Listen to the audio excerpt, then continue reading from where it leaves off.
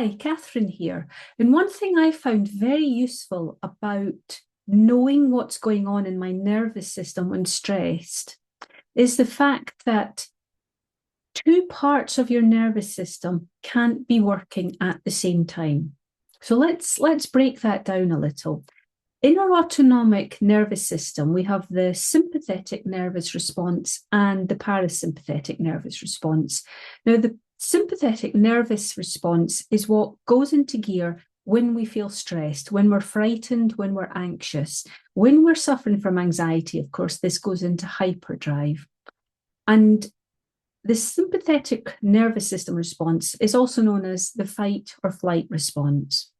And this is a primal fear response that is in place to keep us safe so that we can act by either running away or standing and fighting, staying our ground and fighting if we're faced with danger. And of course, in the modern world, this is used a lot more than it needs to be, such as opening a bill that's too large, for instance. You can't run away from it or punch somebody or fight. You just have to deal with it. But that fear reaction is still there. Slightly silly example, but there are many, many examples in everyday life of when this fear response is activated. And it's down to things like if somebody belittles you or puts you down, to your ego, that's threatening, because to the ego, it's a little bit like a death. So there's a fear response for so many different things in our life. And of course, with anxiety, that has set in as a condition. So the slightest thing can trigger off anxiety. But back to the nervous system itself, the whole fight or flight response, of course, sets off in motion the sympathetic response. And this is where a signal is sent to our brain, which then sends signals through our body, through our glandular or hormonal system, that tells the body to gear up to take action. Now, this gearing up to take action takes place no matter what you do. Even if you freeze or do nothing, your sympathetic response has still set this in motion. So all those hormones and those chemicals are circulating, doing all the things they do. So two of the reactions, for instance, are it increases your heart rate and your blood pressure, and it increases your breathing. This is also that energy and blood and movement and oxygen will go into your muscles to enable you to take action. Meanwhile, other systems shut down, such as your immune system, will shut down a little because it's not needed for that immediate action. Your digestive system will shut down a little because you don't need to digest food when you're faced with danger. It's not that important. So there's many things that get switched on, many things that get switched off to a certain extent. So you could see if this was happening every day or several times a day, this is going to build up in the body and end up as ill health and other problems, mental health or physical health issues. Usually, if you take action to run off these hormonal and chemical reactions, they will circulate in the body, going to where they're needed, and then be naturally excreted through the body. But because we don't usually take movement or action when we're very stressed or frightened or anxious, they stay in the body for about up to 2 days before they are released. And of course, if you're feeling anxious every single day, they're never fully released, so causing problems. Now, the other part of the autonomic nervous system response is the parasympathetic response. This is where a signal is sent to our brain that it's now safe to calm down. It's called the rest and repair, or the rest and digest, or heal and repair response. Now, the really useful thing to know about this is that when the sympathetic response is in action, the parasympathetic response is closed off, and vice versa. So if you activate the parasympathetic, the rest and digest response, the sympathetic response switches off. Now, all those things that have been put into action through the sympathetic response will still be circulating through your body, but at least you've stopped it going further. And once you've set the parasympathetic response in motion, you are going to begin to feel better, even if it's just very small. From that first subtle moment of beginning to feel a bit better, a bit safer, that's going to grow. Now, I'm going to go through a couple of techniques for immediately switching on the parasympathetic response. One of them is a contemporary technique called the 3-3-3 rule. This caught my eyes because I thought it was very similar to a Milton Erickson hypnotherapy technique that I learned about when I trained in hypnotherapy over 15 years ago. And of course, Milton Erickson was teaching this stuff around about the 50s, 60s. And it's actually his wife, Betty Erickson, that came up with this technique.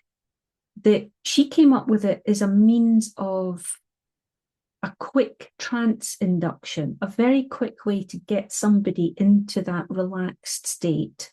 And so begin a hypnotherapy session a bit more quickly, or maybe to somebody who's more used to hypnotherapy, you could just very quickly move them into that relaxed state. And trance is nothing to be frightened of. We go through a trance state every 90 minutes of the day. And this is to enable our brain to rest and repair itself.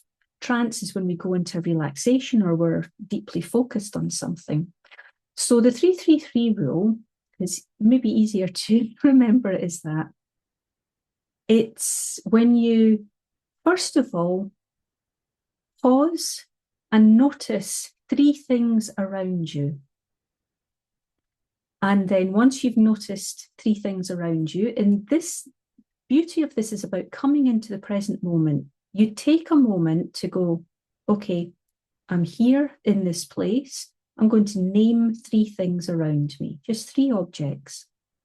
And then you name 3 sounds, just in your mind, just notice 3 sounds. So you could be anywhere. You could be traveling or at work, and you can do this internally if you need to calm down. And then move 3 things. So this is where you take notice of your body. So you could if you're on your own, you can make a bigger movement, such as a big stretch and a yawn. Or if you're wanting to keep it small, you could simply stretch out your toes and then curl your toes. Do the same with your fingers, and then maybe just give your neck a little bit of a stretch to each side. Or you could do the mindfulness way of moving 3 things, which is to stay very still and then ask, is anything in my body tight or uncomfortable right now?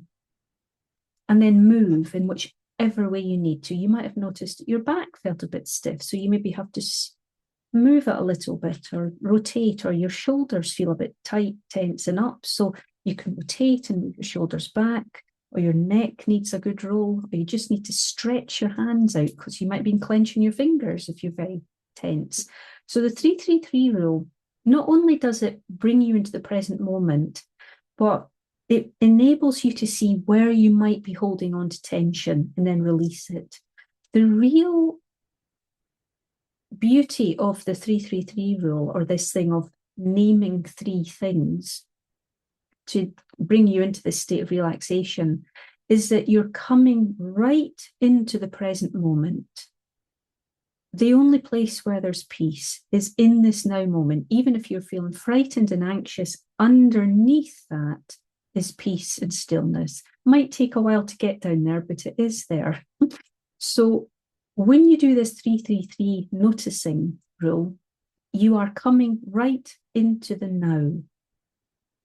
And when you're noticing 3 objects around you, you're orientating yourself in space, which is a very sort of somatic therapy thing to do.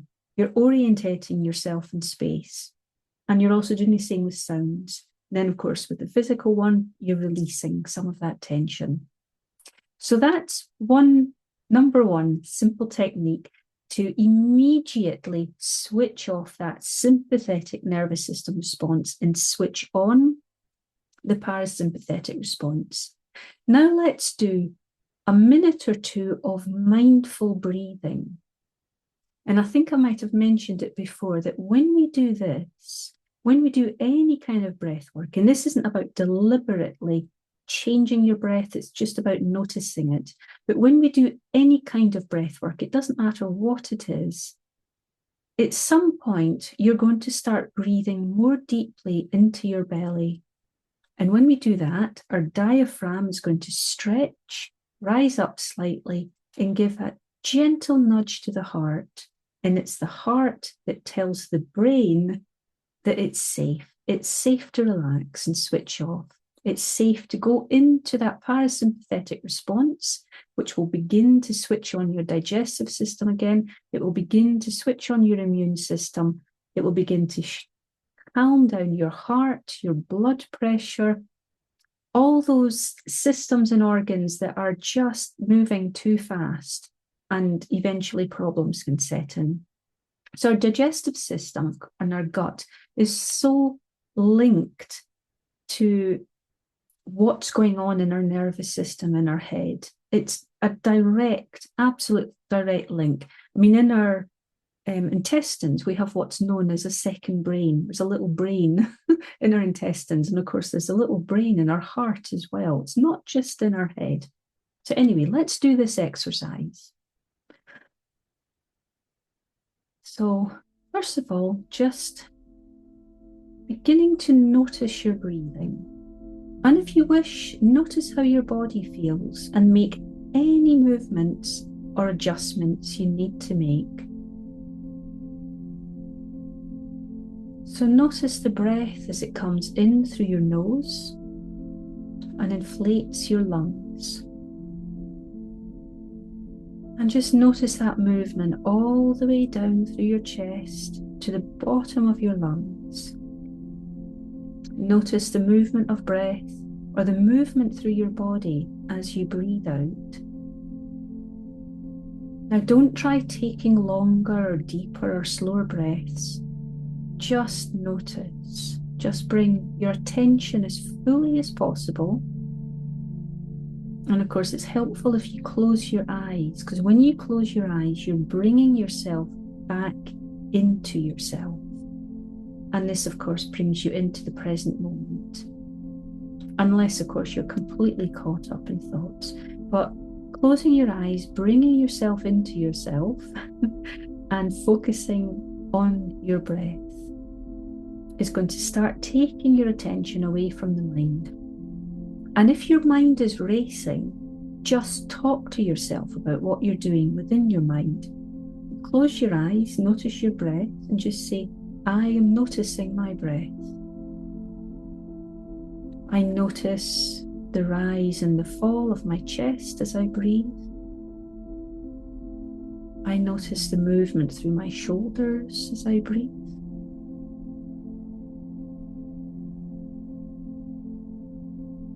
I notice the movement to the sides of my rib cage as I breathe.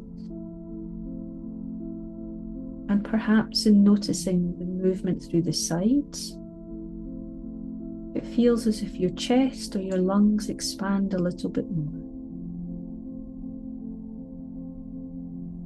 And then put a hand on your belly and see if your belly's moving. If it doesn't move much, that's perfectly okay. Just notice. And just keep bringing your attention back to the noticing of what's happening in your body as you breathe. What moves in response to each breath?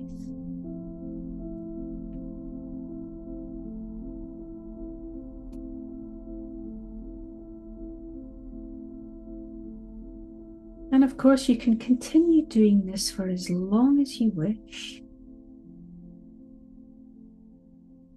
You can just stop this video now and continue to focus on your breath. So that's two methods for quickly halting the stress response, the fight or flight response, and just coming into the present moment and noticing your surroundings or noticing your breath. So until the next time, thank you for watching.